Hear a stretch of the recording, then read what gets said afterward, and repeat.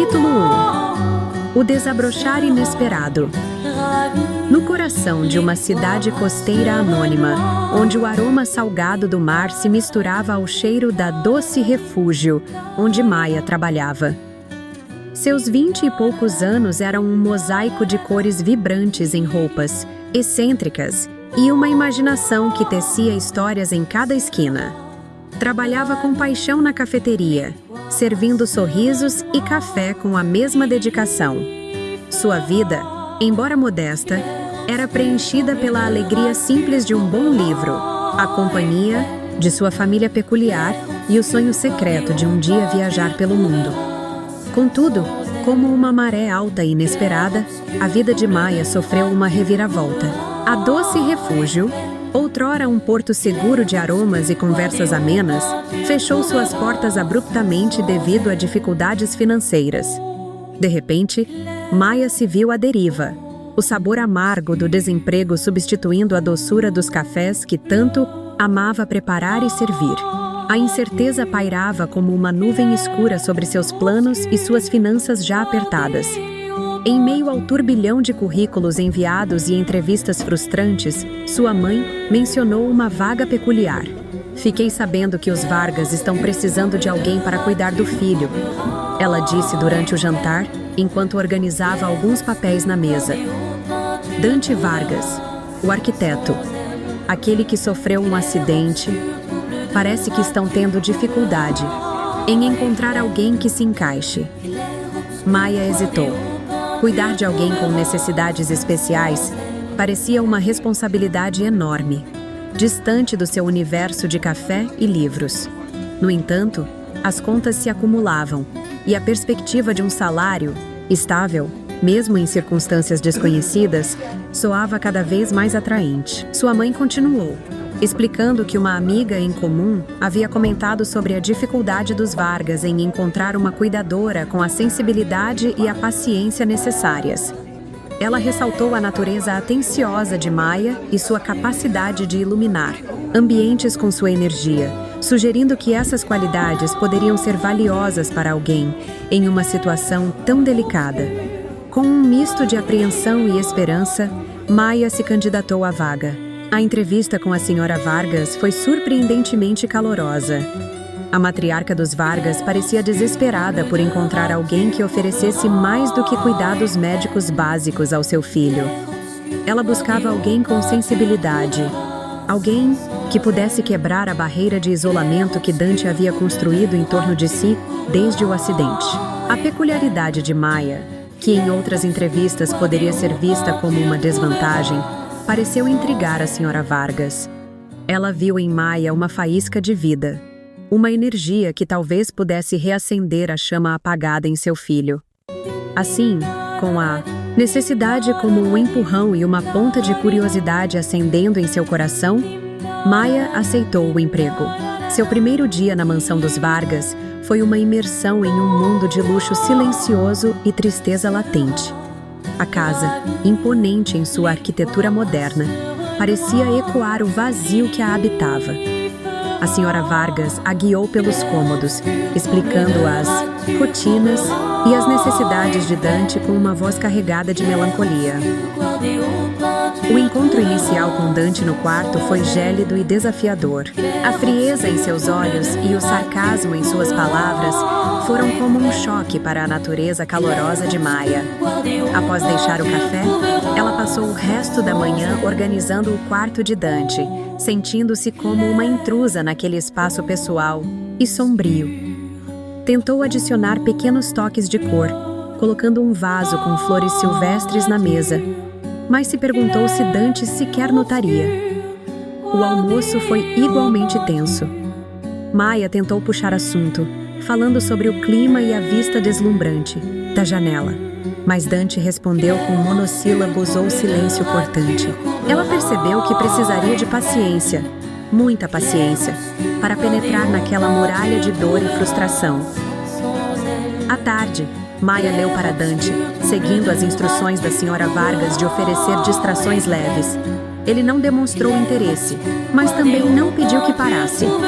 Para Maia, era um pequeno progresso, um fio de esperança em meio àquele mar de indiferença. Ao final do seu primeiro dia, Maia se sentia exausta. Não fisicamente, mas emocionalmente. A intensidade da tristeza de Dante era quase palpável, e a tarefa de trazer luz para aquela escuridão parecia monumental. No entanto, ao se despedir da Sra. Vargas, viu em seus olhos um brilho de esperança, um apelo silencioso para que ela não desistisse. E Maia, apesar do desafio assustador que tinha pela frente, sentiu uma determinação teimosa florescer em seu peito. Capítulo 2. Rachaduras na fortaleza. Dias que se seguiram ao primeiro encontro foram uma batalha silenciosa entre a persistência de Maia e a resistência de Dante. Lentamente, quase imperceptivelmente, as arestas da amargura de Dante pareciam se suavizar em alguns momentos. Ele ainda era sarcástico e recluso, mas ocasionalmente permitia um comentário ácido em vez de um silêncio gélido, ou um leve franzir de testa em resposta a uma de suas histórias. Uma tarde, a rotina da casa foi quebrada pela chegada de dois amigos de Dante, Ricardo e Sofia. Ricardo era um homem charmoso e extrovertido, com um sorriso fácil que contrastava com a tensão palpável no quarto. Sofia, por outro lado, era mais reservada, com um olhar melancólico que Maia não conseguiu decifrar de imediato. A interação entre os três homens foi carregada de uma dinâmica complexa. Havia uma camaradagem evidente entre eles, mas também um certo desconforto, especialmente por parte de Dante.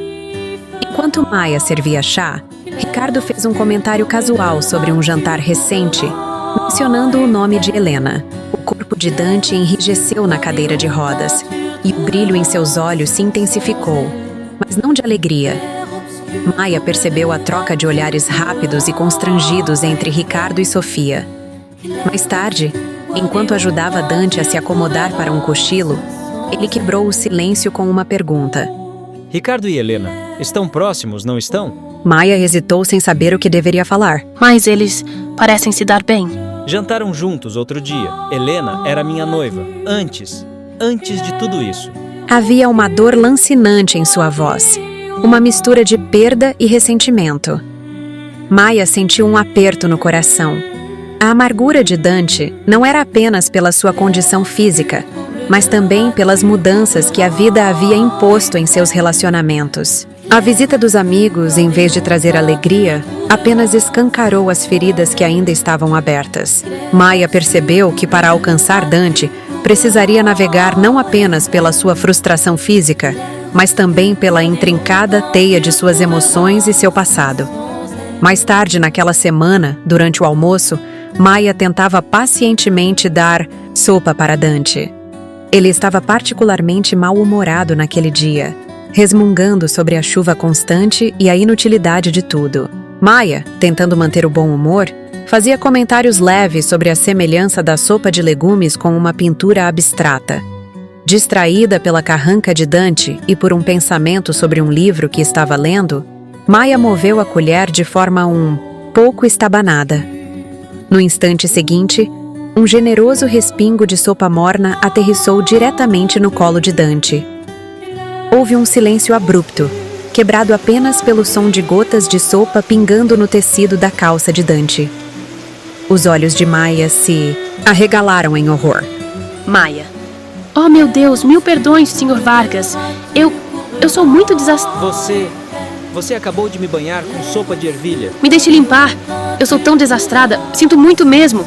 Enquanto Maia tentava freneticamente limpar a bagunça, Dante soltou uma risada baixa e rouca, a primeira que Maia o ouviu dar de verdade.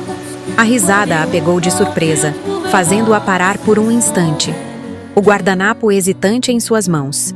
Você é realmente peculiar, Maia. O alívio inundou Maia. Embora a situação fosse desastrosa, a risada de Dante era um raio de sol em meio à tempestade.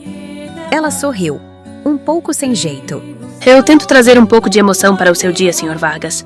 Parece que, às vezes, essa emoção vem em forma de sopa voadora. Dante revirou os olhos, mas o sorriso em seus lábios permaneceu.